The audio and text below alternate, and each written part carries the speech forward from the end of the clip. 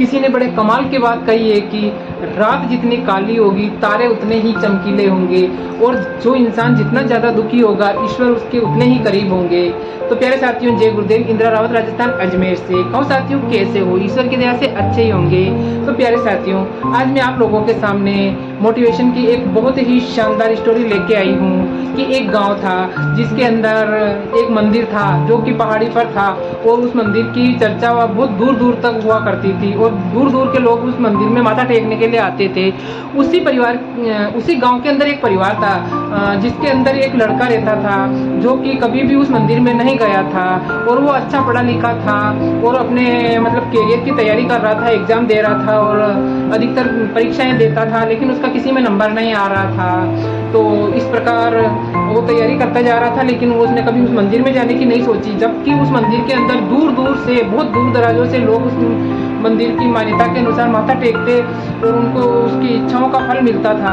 तो इसी प्रकार वो लड़का एग्जाम पर एग्जाम देता गया, लेकिन उसका कहीं पर भी नंबर नहीं आया। तो वो जहाँ कहीं भी जाता तो 2-4 बार ऐसा इंसिडेंट हो गया था कि वहाँ के लोग उसको बोलते कि हम तो उस गांव के अंदर उस मंदिर में जाके माथा टेका तब जाके हमारी नौकरी लगी, या उस गांव के अंदर एक मंदिर है वहाँ पे हमने ये मन्नत मांगी थी तो हमारा ये काम हो गया।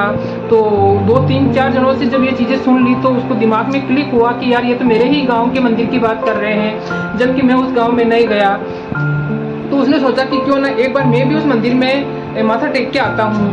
तो वो ये ख्याल उसको रात को सोते सोते आ रहे थे।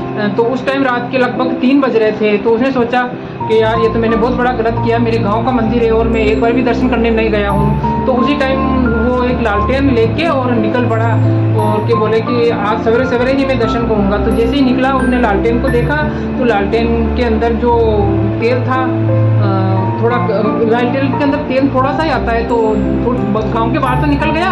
और फिर उसने उसको देखा तो उसने सोचा यार या तो दूर तो बहुत है, ये तो इसके अंदर तो काफ़ी टाइम लग जाएगा मेरे को, तो ये मेरा तेल ख़त्म हो जाएगा, फिर अंधेरा हो जाएगा, तो फिर मैं कैसे जाऊँगा।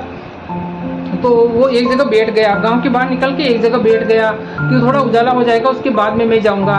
और वहाँ बैठा बैठा कुछ सोचने लगा। इतनी देर में एक बुजुर्ग आया और अपने हाथ के अंदर वो एक दीपक लेके आया, दिया जलाया हुआ लेके आया कि उसने और उसको लेके वो आगे बढ़ता हुआ नजर आया उसको। तो उस लड़के ने जैसे ही देखा कि कोई ना कोई दिया लेके आ रहा है, तो जैसे पास आया तो उसने देखा कि तो कोई बुजुर्ग है। तो उसने पूछा कि बाबा आप कहाँ जा रहे हो? तो उसने बोला कि मैं उस मंदिर पे जा रहा हूँ। तो उस लड़के ने बोला कि इस मंदिर पे तो मैं भी जा रहा हूँ, लेकिन अभी तो बहुत घनघोर अंधेरा है, तो आप कैसे जाओगे? तो उसने बोला कि मैं तो दिए की रोशनी से चला जाऊँगा। तो उसने बोला कि मेरे पास तो लालटेन है, लेकिन लालटेन की रोशनी से भी इतना ज़्यादा दिखाई नहीं देता है, तो आप दिए की रोशनी से कैसे चले जाओगे? तो उसने बोला कि मेरा तो रोज़ का काम है, मैं तो रोज़ ही ब्रह्म मुहूर्त में जाता हूँ और दर्शन करके आता हूँ। तो कि आपके पास तो ये दिया है, इससे तो 1 कदम से 2 कदम से ज़्यादा दिखाई नहीं देगा, कैसे जा पाओगे? तो उस बुजुर्ग ने उस लड़के को बोला कि 1 या 2 कदम से आगे कोई चल भी पाया है क्या? कि प्रकाश तो 1-2 कदम ही चाहिए होता है, 1-2 कदम दिखेगा तो उसका अगला 1-2 कदम और दिख जाएंगे उसको।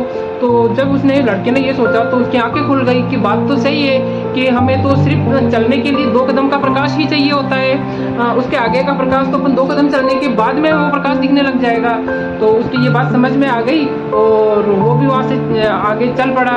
तो इस प्रकार उसको समझ में आ गया कि हमें किसी भी चीज़ के लिए हमें रुक कर इंतजार नहीं करना चाहिए, हमको अपने कदम आगे बढ़ा देना चाहिए, उसके बाद में ईश्वर अपने आप प्रकाश कर देता है। तो इस प्रकार वो उस बुजुर्ग की बात उसकी समझ में आ गई और वो चला गया और जैसे तैसे करके जैसे जैसे उजाला हुआ उसके पहले वो वहाँ पे पहुँच गया। ब्रह्म मुहूर्त में उसने दर्शन किए और दर्शन करने के बाद में वो वापस आ गया। तो बात दर्शन करने की नहीं है मेरे प्यारे दोस्तों, बात तो ये है कि हमें किसी भी काम को करने के लिए बैठना नहीं चाहिए थक के, हमें उस काम को करने के लिए 1 कदम आगे बढ़ा देना चाहिए। अगर अपन 1 कदम बढ़ाएंगे तो ईश्वर हमारे लिए उसके 2 कदम के रास्ते और बना देता है। तो इस प्रकार कोई भी काम करने के लिए हमें इंतजार नहीं करना चाहिए, क्योंकि क्या कहीं ऐसा ना हो कि वक्त हमारा इंतजार कर रहा हो कि ये 1 कदम चले तो हम इसके लिए 4 कदम की रोशनी कर दें। तो इस प्रकार हमें किसी का इंतजार नहीं करना चाहिए, अपने कदम आगे बढ़ा देना चाहिए और बाकी सब कुछ ईश्वर पे छोड़ देना चाहिए। तो इस प्रकार हमें लगातार मेहनत करना चाहिए और किसी काम को करने के लिए इंतजार नहीं करना चाहिए। तो मेरे प्यारे दोस्तों, आपको ये कहानी कैसी लगी?